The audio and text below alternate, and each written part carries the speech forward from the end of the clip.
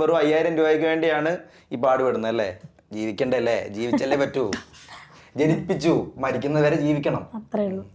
നമ്മൾ മനസ്സിലാക്കുന്നുണ്ട്. 100% നിങ്ങളെ ഇത്രത്തോളം സോഷ്യൽ മീഡിയയിലേക്ക് ഹരാസ് ചെയ്യുമ്പോഴും നമ്മുടെയൊക്കെ ഉള്ളിൽ സ്വാഭാവികമായിട്ടും പോയവർ പോയി, പക്ഷേ ജീവിക്കേണ്ടവർക്ക് ജീവിച്ചേ പറ്റൂ, എന്തെങ്കിലും ചെയ്തേ പറ്റൂ. എന്നെ മാത്രം ഇങ്ങനെ ഞാൻ എന്റെ ലൈഫ് എനിക്കറിയില്ല. ഞാൻ ആരുടെയും ലൈഫിലോട്ട് കയറി വരുന്നുണ്ടോ? എന്റെ പേഴ്സണൽ ലൈഫ് കുത്തിപ്പൊക്കുന്നു. എന്തിനാണത് എനിക്ക് അറിയത്തില്ല. അല്ല ഞാൻ എന്ത് ചെയ്താലും അത് പ്രശ്നം. എനിക്കൊന്ന് ചിരിക്കാൻ പറ്റത്തില്ലേ? ഞാൻ സുധിച്ചേട്ടന്റെ മരണത്തിന്റെ ദിവസം ഞാനൊന്ന് എന്റെ വർക്കിനെ പറ്റി എനിക്ക് പറയാൻ പറ്റത്തില്ലേ? ഇതെന്താ ഇത്ര കുറ്റം? സുധിച്ചേട്ടൻ എന്റെ ഭർത്താവല്ലേ, നാട്ടുകാരുടെ ഭർത്താവൊന്നും അല്ലല്ലോ. അല്ല, എന്തൊരു കഷ്ടമാ. സുധിച്ചേട്ടൻ നിങ്ങളുടെ ഭർത്താവാണ്, എല്ലാം സംഗതിയൊക്കെ ശരിയാണ്. പക്ഷേ സംഗതിയൊക്കെ ശരിയാണ്. പക്ഷെ ആ സമയത്ത് അത് ഇപ്പോഴും ഞാൻ ഇപ്പോഴും യോജിക്കുന്നില്ല. 24 മണിക്കൂർ കരഞ്ഞോണ്ട് എനിക്ക് പറ്റത്തില്ല. കരഞ്ഞോണ്ടിരിക്കാൻ ഇവിടെ ആരും പറഞ്ഞില്ലല്ലോ.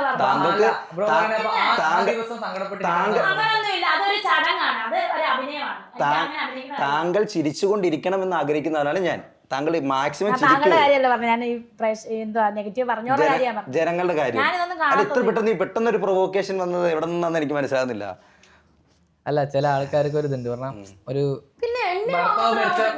ഭർത്താവ് സ്ത്രീ ലൈഫ് ലോങ് അടങ്ങി ഒതുങ്ങി അല്ല പല കമന്റ്സ് ഞാൻ കണ്ടിട്ടുണ്ട് കേട്ടോ. ഇപ്പൊ ഞാൻ വന്നിട്ട് ഒരുപാട് ആൾക്കാർ ചെയ്യുന്നുണ്ട്. കാരണം ആ ആൾക്ക് ചിരിക്കാൻ പാടില്ല, അല്ലെങ്കിൽ ആള് നല്ല ഡ്രസ്സ് ഇട്ട് പുറത്തു പോകാൻ പാടില്ല. ഇപ്പോഴും പല ആൾക്കാരുടെയും മൈൻഡിലുള്ള ഒരു സെക്ഷനാണ്. ചേച്ചി ഒരു മോഡേൺ ഡ്രസ്സ് ഇട്ട് കഴിഞ്ഞാൽ ആ ഡ്രസ്സ് എനിക്ക് ബോറാകാത്ത രീതിക്ക് ഡ്രസ്സ് ഇട്ടുണ്ടാവും. എന്നാൽ കൂടി അതിന്റെ താഴെ മരിച്ചിട്ട് അവിടെ കിടന്ന് ഇന്ന് ഞാനിപ്പോ ഡ്രസ്സിന്റെ കാര്യം പറഞ്ഞപ്പോ ഇന്ന് ഞാനൊരു കമന്റ് കണ്ടതാണ്. കമന്റ് ചേച്ചിയുടെ സത്യം പറഞ്ഞ ചേച്ചിയുടെ വീഡിയോ കമന്റ്സ് ആണ് അൾട്ടിമേറ്റ്. ചേച്ചിയുടെ അതെ ചേച്ചിയുടെ എന്താ വീഡിയോസ് കാണുന്നതിനേക്കാൾ കൂടുതൽ കമന്റ്സ് ആണ് മനുഷ്യന്മാർ വായിക്കുന്നത്. അത് തോന്നിയിട്ടുണ്ടോ? അതുകൊണ്ടല്ലേ ഈ ഓരോന്നിങ്ങനെ കുത്തിപ്പൊങ്ങുന്നു.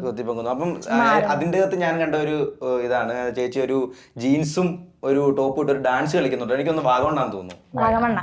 വാഗമണ്ണ. അതിന്റെ അകത്ത് ചേച്ചിക്ക് വളരെ ഭയങ്കര സപ്പോർട്ടായിരുന്നല്ലോ എന്റെ ഇടയിൽ. ചേച്ചിക്ക് വളരെയധികം ഇണങ്ങുന്നുണ്ട്, ചേരുന്നുണ്ട്. അതെന്റെ ബോഡിക്ക് സന്തോഷമായോ? അതൊക്കെ കേട്ടപ്പോ സന്തോഷമായോ? ഞാൻ ഇത് കണ്ടിട്ടില്ല, ഇപ്പോഴല്ലേ കേൾക്കുന്നത്. ഞാൻ ഇതൊന്നും വായിക്കത്തില്ലെന്നേ. ഇതൊന്നും വായിക്കാറില്ല. ചേച്ചിയുടെ വളരെ വൈറലായിട്ടുള്ള ഒരു ഈയിടെ ഒരു അഭിമുഖം നടന്നല്ലോ. ഒരു സ്ത്രീയും ചേച്ചിയും തമ്മിലിരുന്ന് ഒരു പ്രൊവോക്കേഷൻ സീറ്റ് എന്ന രീതിയിൽ ഒരു ചാനലിൽ നടന്ന ഒരു പ്രോഗ്രാം. അതിന്റെ കമന്റ് ഒന്നും വായിച്ചില്ല. അതിനുശേഷമാണ് ചേച്ചിക്ക് കുറച്ചെങ്കിലും ഒരു എന്താ പറയാ ഒരു പോസിറ്റീവ് ഈ സാധനം എന്നോട് ഒത്തിരി പേര് വിളിച്ചു പറഞ്ഞു പോസിറ്റീവ് ആട്ടോ. അപ്പൊ ഞാൻ ജസ്റ്റ് നോക്കി. സന്തോഷമായി. അപ്പം സന്തോഷം എന്താ? എനിക്ക് നെഗറ്റീവ് കിട്ടിയാലും സന്തോഷമാണ്, പോസിറ്റീവ് കിട്ടിയാലും ഹാപ്പിയാണ്. അങ്ങനത്തെ ഒരാൾ. നെഗറ്റീവ് കിട്ടിയാൽ കൂടുതൽ എനിക്ക് ഊർജ്ജമാണ് തരുന്നത്. എന്നാന്നറിയത്തില്ല, മുന്നോട്ട് പോകാനുള്ള ഊർജ്ജമാണ് ഓരോ നെഗറ്റീവ്. നെഗറ്റീവ് ഇഷ്ടപ്പെടുവാണോ? അതെ.